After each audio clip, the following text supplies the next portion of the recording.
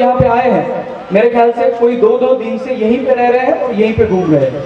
उन सभी को कहना चाहूँगा, आप जिस अभिमान के साथ इस कोयली कचारगढ़ में आए हैं, उस अभिमान के साथ इतिहास को भी समझ कर चले जाइएगा। यहाँ पे शंभू माधव यानी शंभू गौरा की जोड़ी का उल्लेख आता है इस धरोहर पे, जहाँ पे आप खड़े हैं, जहाँ आपकी मिट्टी जो है वो उनके पाँव से लगी हुई है।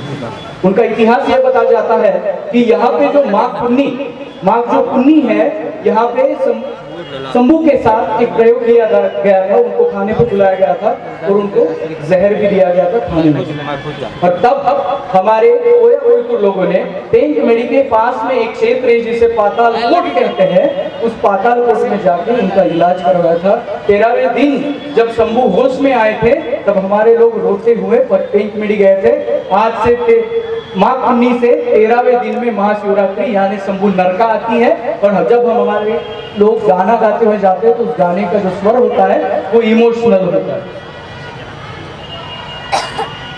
समझ रहे हैं कुछ? ये हजारों सालों से है, मैं नहीं बता रहा हूँ, मैं तो अभी 30-32 साल का ही हूँ।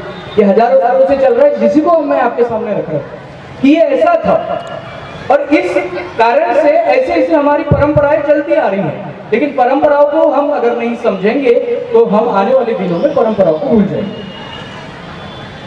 और इसीलिए एक और बताना चाहूंगा, हमारे जितने भी युवा है, फेसबुक पर स्टार हो, यूट्यूब पे स्टार हो या इंस्टाग्राम पे स्टार हो, बहुत सारे फॉलोवर्स हो, सभी को एक ही कहना चाहूंगा, आप गोंडवाना के पुत्र हैं, आपका कैलेंडर से कोई लेना देना है नहीं।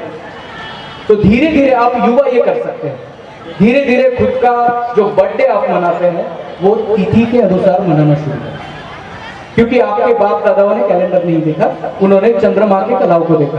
ये कचारगढ़ की जत्रा भी चंद्रमा के कलाओं पर है। माघ पुन्नी आ गई, जत्रा भर गई, कैलेंडर का कुछ है नहीं है। तो धीरे धीरे युवा वर्ग को मैं कहना चाहूंगा, हाँ ये थोड़ा सा मुश्किल है, क्योंकि बाकी लोग केक को हाथ में लेकर फोटो डालते हैं तो आपको भी लगता होगा कि मैं भी एक काटूं, ना ही उससे कुछ बोध होता है, ना ही कल्चर का कुछ प्रेजेंटेशन होता है। तो अगर नहीं होता तो आप हिम्मत करिए, मैं भी आपके साथ हूँ। कैलेंडर के तारीख के अनुसार बर्थडे ना मनाए तो तिथि के अनुसार मनाना शुरू करें। आप ये पहले जान लें कि मैं किस महीने की कौन से दिन पर मैं जन्मा था और उस दिन करके देखिए, एक नया बदलाव, एक नई सोच, और उससे कुछ हो सकता है। क्योंकि हम सीधा लोगों को बोल देते हैं कैलेंडर से हमारा लेना देना नहीं, और इसलिए ये हिम्मत सबसे पहले हमारे युवकों को करनी है। लेकिन चीज ये है कि वो सोशल मीडिया पे थोड़ा सा स्टार बन जाता है तो उसको बहुत ज्यादा घमंड आता है और फिर वो चीजें जो है वो छूट जाती है। तो सभी युवकों को मेरा तो नमन है कि आप लोग हैं इसलिए गोंडवाना है, और आप लोग रहेंगे तो गोंडवाना चलता रहेगा, और एक ना एक दिन हम गोंडवाना का जो सपना है उसको साकार कर पाएंगे। बहुत सारे टॉपिक है, मैं भटक जाऊंगा नहीं तो मैं यहीं पे अपनी रजा लूंगा। और सभी को कहना चाहूंगा कि इस कचारगढ़ के पावन भूमि पर जब आप आए हैं तो एक याद रखिएगा कि आपकी वजह से ये भूमि दूषित ना हो, आपकी वजह से इस भूमि पर दाग ना लगे, क्योंकि हम कोई तो है तो जिम्मेदारी हमारी है। यहाँ पे कोई भी पुलिस प्रशासन आता है आपकी सुरक्षा के लिए आता है, ज्यादा उनका एक्शन नहीं होता, एक्शन उनका आपकी सुरक्षा के लिए होता है। लेकिन इस भूमि को आने वाले 20 पीढ़ियों तक कैसे पहुंचाना ये आप लोगों के हाथ में है। अगर हम लोग अच्छी तरीके से इस कचारगढ़ भूमि, कोयली कचारगढ़ भूमि पर हम अपना व्यवहार करें, वहां पे जाके हम कचरा ना फेंके, जहाँ पे लोग पहुंच नहीं सकते उस गली में, वहां पे कचरा फेंका जा रहा है, बॉटल्स फेंके जा रहे हैं। ये एक बहुत बड़ा मुद्दा है कि हमारे जंगलों से हमें खदेड़ा जा रहा है, और ये सबसे पहला एक मुद्दा है कि मिट्टी प्रदूषण। इसलिए अबुझमाड़ के कुछ एरिया में बाकी लोगों को जाना मना होता है, वहाँ पे आंगा पेन होते हैं, और आंगा पेन मेरे ख्याल से 4 साल के बाद यात्रा होती है, 5 साल के बाद होती है, और बहुत बहुत दूर से यात्रा होती है। तो उस यात्रा में बाकी लोगों को इसलिए मना किया जाता है कि वहाँ का मिट्टी प्रदूषण ना हो, वहाँ के जंगल में प्रदूषण ना हो।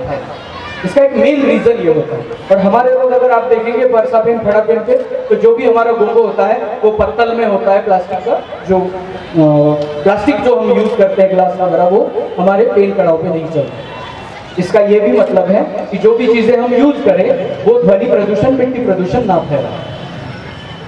और इसलिए इस कचार गढ़ भूमि को अगर बचाना है हम लोगों को, तो हमें ये सोचना पड़ेगा कि मैं क्या कर सकता हूँ। मैं ये तो कर सकता हूँ कि मैं इसकी साफ सफाई रखूंगा, मैं कहीं पे गंदगी ना फैलाऊंगा।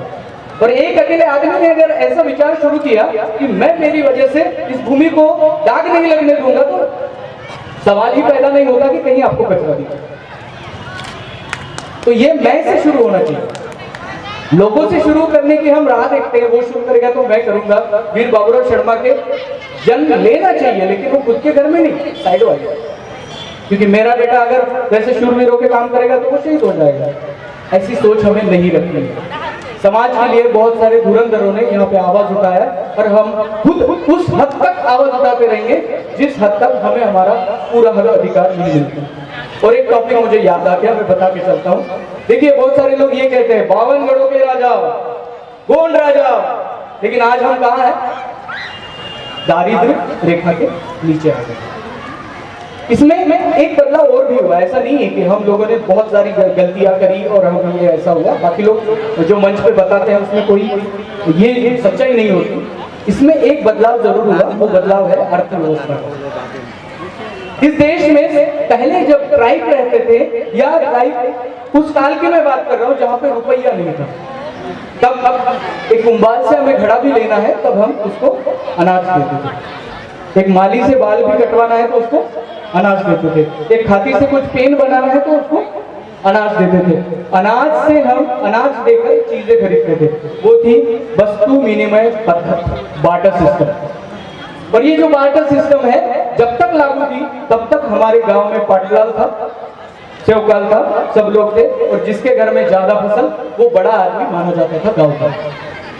लेकिन रुपया पद्धति आई, और रुपया हम कोई तुर बना नहीं सकते, और रुपया के मामले में हम थोड़ा नीचे आ गए।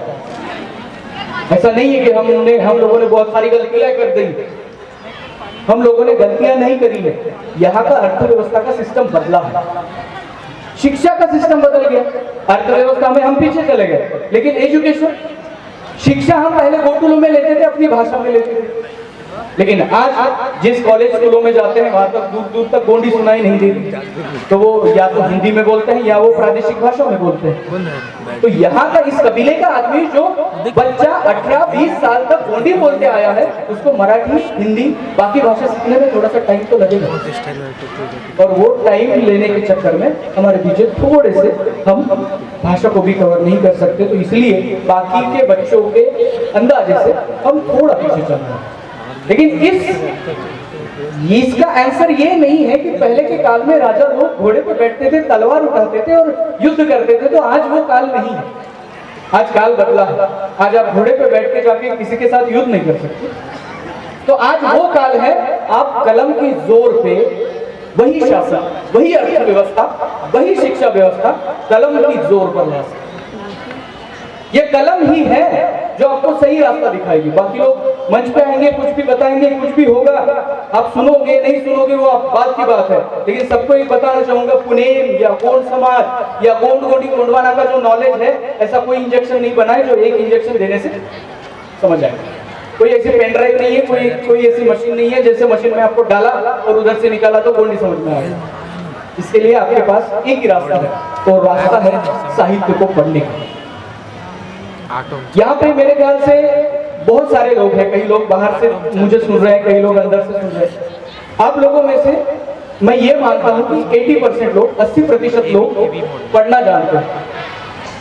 आप में से 80% लोगों ने अगर इस गोंडी कोया पुनेम का एक पुस्तक अपने हाथ में लिया और आप जाके टारगेट बनाए घर में कि मैं 30 दिन में या 40 दिन में या 2 महीने में इसको पढ़ूंगा, जब आप पढ़ोगे ना तब आपकी सोच आपके साथ बदलती हुई नजर आएगी। आपको अलग एंगल से गोंडवाना दिखने लगेगा। ये राहुल खन्ना के को चैनल पे सुनना कोई जरूरी बात नहीं, आपको पढ़ना जरूरी बात है। पर आप जब पढ़ने लगोगे, एक किताब खत्म कर दिया तो थोड़ा सा छोटा डर जाते हैं, बड़े किताब लेकर छोटे से शुरुआत करो, लेकिन करो तो सही। इसलिए ऐसा कोई सॉफ्टवेयर नहीं है जो गोंड गोंडी गोंडवाना आपको बताएगा। तो आपको वही किताब खरीदनी है। अब इतने सारे पैसे तो आप लोगों ने आए खाने में खाया होगा, कुछ लिया होगा, बहुत सारे किया होगा, लेकिन 90-100 रुपये 150 रुपये तक जो किताब आता है वो किसी भी स्टॉल से खरीदो, गोंडवाना।